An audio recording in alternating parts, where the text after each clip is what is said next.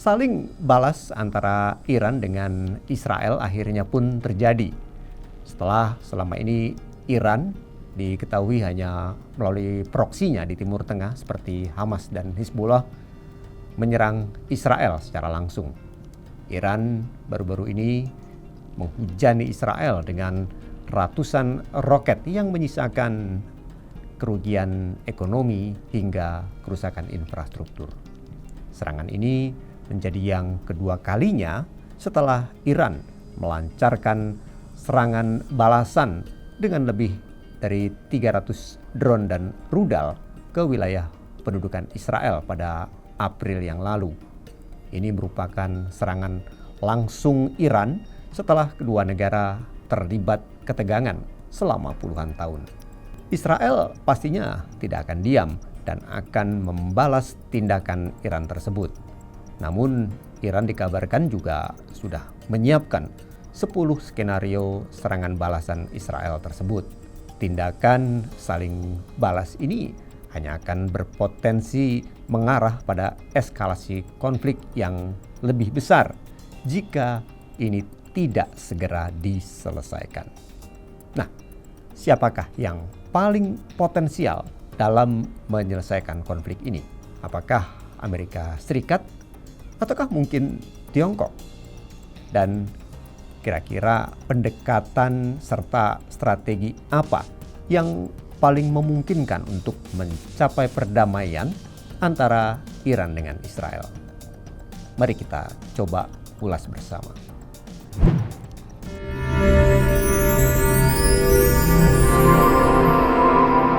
Jurnal Barata. Sebelum jauh kita membahas hal ini, kita coba identifikasi dulu apa yang menjadi potensi, pengaruh, dan kekuatan bagi Amerika Serikat dan Tiongkok sehingga bisa menjadi mediator perdamaian dalam konflik Iran dengan Israel ini.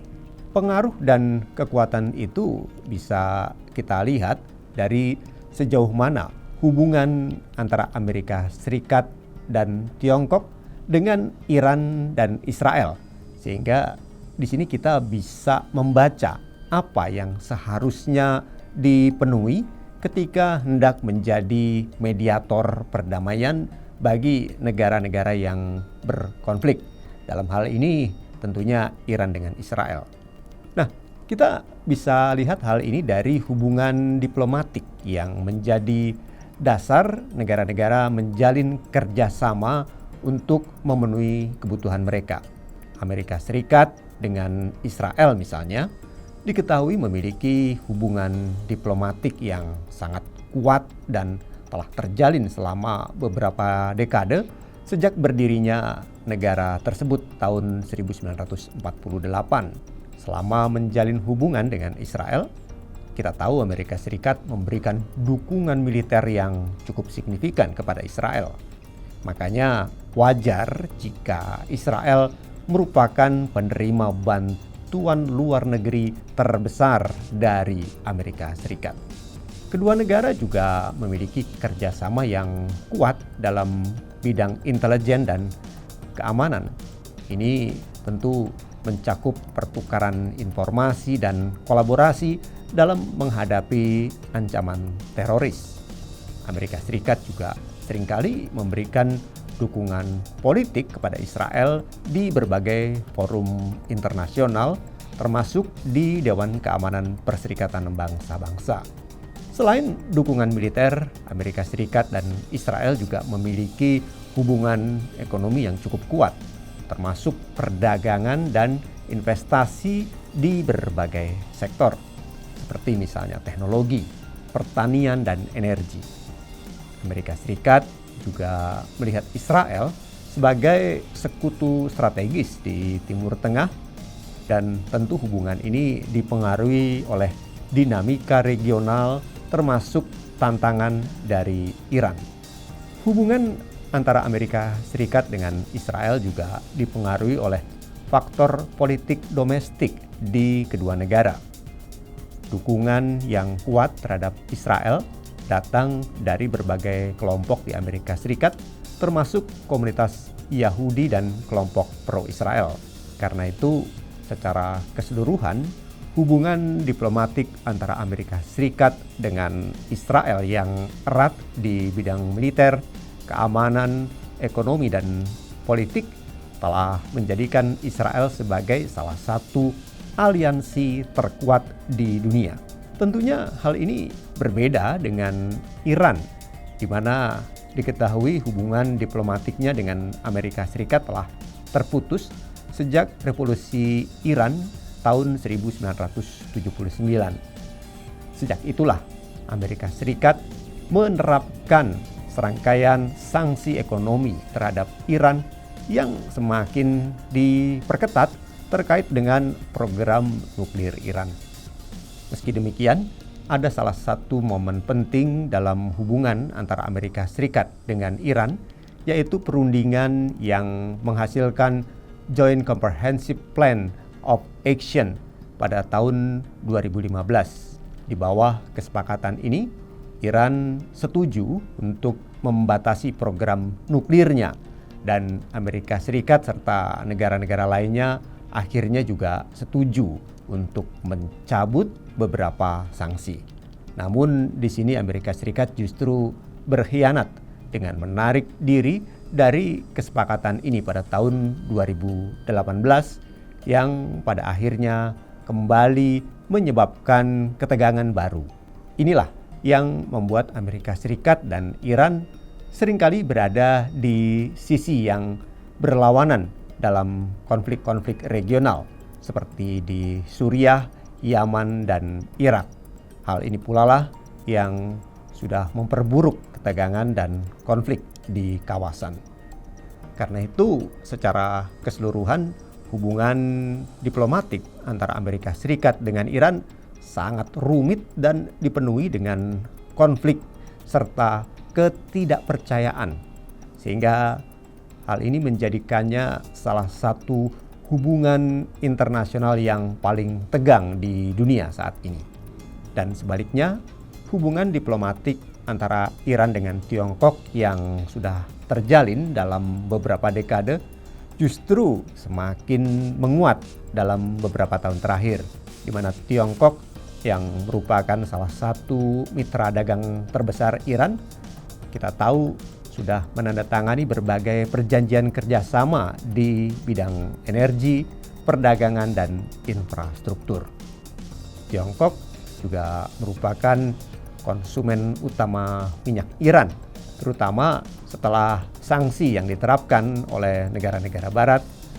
Dan di samping itu, Iran juga merupakan salah satu negara yang terlibat dalam inisiatif Sabuk dan Jalan Tiongkok yang bertujuan untuk meningkatkan konektivitas dan kerjasama ekonomi di seluruh Asia dan Eropa.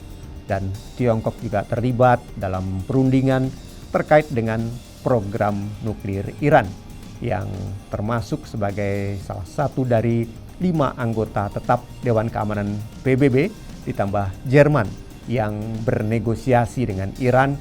Dan Tiongkok dalam hal ini mendukung penyelesaian diplomatik dan menolak penggunaan sanksi yang berlebihan. Seperti kita tahu, Tiongkok dan Iran juga memiliki kerjasama dalam bidang militer, meskipun ini lebih terbatas dibandingkan dengan kerjasama ekonomi. Makanya Tiongkok melihat Iran sebagai mitra strategis di Timur Tengah, terutama dalam konteks menghadapi pengaruh Amerika Serikat dan memperkuat posisinya di kawasan.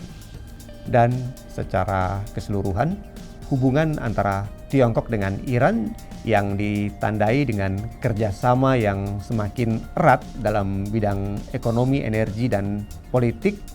Di sini kita bisa melihat Tiongkok berperan sebagai mitra penting bagi Iran, terutama dalam menghadapi tekanan dari sanksi internasional oleh Amerika Serikat dan ketegangan dengan negara-negara barat.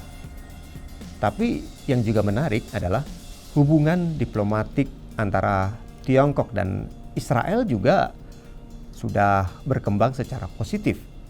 Sejak tahun 1992 misalnya, Kedua negara sudah memperluas kerjasama di berbagai bidang, dan dalam kerjasama ekonomi serta perdagangan misalnya, Tiongkok juga merupakan salah satu mitra dagang terbesar bagi Israel. Kedua negara sudah menandatangani sejumlah perjanjian perdagangan dan investasi, serta ada peningkatan dalam kerjasama di sektor teknologi, inovasi, dan pertanian. Israel yang dikenal sebagai pusat inovasi teknologi juga menarik bagi Tiongkok untuk berinvestasi di sektor ini. Banyak perusahaan Tiongkok yang berkolaborasi dengan perusahaan-perusahaan Israel dalam pengembangan teknologi tinggi, dan Tiongkok serta Israel juga sudah melakukan kunjungan tingkat tinggi secara berkala, termasuk kunjungan pejabat pemerintah dan pemimpin bisnis yang semakin memperkuat hubungan bilateral mereka. Dan hubungan bilateral inilah yang membuat Tiongkok cenderung untuk mengadopsi pendekatan yang lebih netral dan tidak terlibat dalam konflik-konflik regional di Timur Tengah. Sehingga hal ini berpotensi bagi Tiongkok menjadi mediator yang cukup potensial. Makanya meskipun hubungan dengan Israel kuat, Tiongkok tetap memperhatikan hubungan dengan negara-negara Arab lainnya. Dari hubungan diplomatik ini kita bisa menyimpulkan bahwasanya yang paling potensial menjadi mediator perdamaian dalam hal ini adalah Tiongkok. Kenapa? Karena kita tahu sejak tahun 1979 Amerika Serikat tidak memiliki hubungan diplomatik secara formal dengan Iran. Dan karena ketidakadaan hubungan diplomatik inilah yang menjadi hambatan yang cukup signifikan bagi Amerika Serikat untuk berperan sebagai mediator antara Iran dengan Israel. Sementara kalau kita lihat, Tiongkok justru memiliki hubungan diplomatik yang baik dengan kedua negara ini. Dan ini tentu memberi posisi yang lebih baik bagi Tiongkok dalam hal mediasi. Lalu yang kedua, adanya ketidakpercayaan yang mendalam dan kuat antara Iran dan Amerika Serikat, terutama terkait dengan sanksi dan kebijakan luar negeri Amerika Serikat. Sehingga hal ini sulit tentunya bagi Amerika Serikat untuk diakui sebagai mediator yang netral. Dan yang ketiga, Amerika Serikat juga sudah terlibat dalam konflik-konflik di Timur Tengah misalnya, dan seringkali mengambil posisi yang dianggap mendukung Israel. Ini tentu memperburuk persepsi Iran terhadap Amerika Serikat. Hal ini tentunya berbeda dengan Tiongkok yang cukup potensial sebagai mediator karena memiliki hubungan diplomatik yang baik dengan Iran maupun dengan Israel yang memungkinkan Tiongkok untuk berkomunikasi langsung dan membangun kepercayaan dengan kedua pihak. Selain itu, Tiongkok juga cenderung mengadopsi pendekatan yang lebih netral dalam kebijakan luar negeri mereka yang bisa lebih diterima oleh Iran dan Israel sebagai mediator. Apalagi Tiongkok memiliki kepentingan ekonomi yang signifikan di Timur Tengah sehingga dapat menawarkan insentif investasi untuk mendorong dialog antar kedua negara. Jadi karena ketidakadaan hubungan diplomatik antara Amerika Serikat dengan Iran dan dibarengi juga dengan ketidakpercayaan yang mendalam serta dinamika geopolitik yang kompleks, sehingga membuat Tiongkok ini berada pada posisi yang lebih baik untuk berperan sebagai mediator dibandingkan dengan Amerika Serikat. Setidaknya hal ini sudah dibuktikan oleh Tiongkok saat mendamaikan Iran dengan Arab Saudi misalnya pada Maret tahun lalu dan mendamaikan Hamas serta Fatah pada bulan Juli yang lalu. Meskipun mendamaikan Israel dengan Iran adalah tantangan besar, Namun sebagai kekuatan besar dengan kepentingan strategis di kawasan ini, Tiongkok bisa saja mengambil beberapa langkah untuk memfasilitasi rekonsiliasi antara Israel dan Iran. Yang pertama misalnya, Tiongkok bisa saja menawarkan diri sebagai mediator dengan posisi tidak memihak atau setidaknya bisa membantu memfasilitasi perundingan dan menciptakan forum untuk diskusi yang lebih konstruktif. Lalu yang kedua, Tiongkok juga bisa menggunakan pengaruh diplomatiknya untuk mendorong dialog dan negosiasi. Misalnya dengan menyelenggarakan pertemuan bilateral dan multilateral untuk mencari solusi yang komprehensif untuk masalah-masalah utama yang menjadi sumber ketegangan antara Israel dan Iran. Dan yang ketiga, Tiongkok bisa menciptakan insentif bagi Israel dan Iran untuk bekerja sama dengan menawarkan peluang ekonomi dan investasi yang bermanfaat bagi kedua negara. Tapi ingat, masih ada tantangan yang cukup kuat sebenarnya, terutama dari kubu Israel.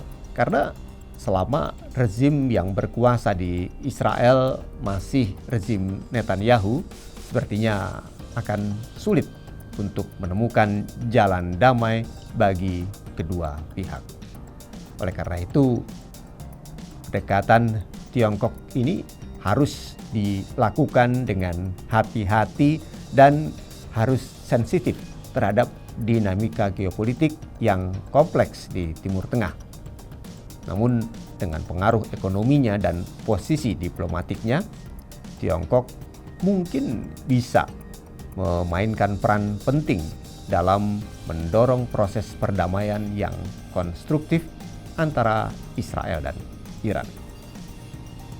Demikian Jurnal Barata. Saya Aksan Prawira. Terima kasih.